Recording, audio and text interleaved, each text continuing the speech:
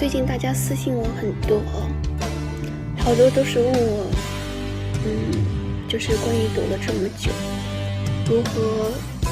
走出困境，或者是说走出负债。其实，作为一个赌输了7位数的人过来人来说，我觉得这些问题真的只有靠自己。你想一想，当你一天连一顿饭都吃不上的时候，你想一想，当你连100块钱都借不了的时候，为什么你借不到100块钱？是因为你在别人眼里1分钱也不值。不要看到别人怎么样，别人好起来了，别人又红了，怎么样，又觉得想去妒忌他，没用的，这样你永远上不了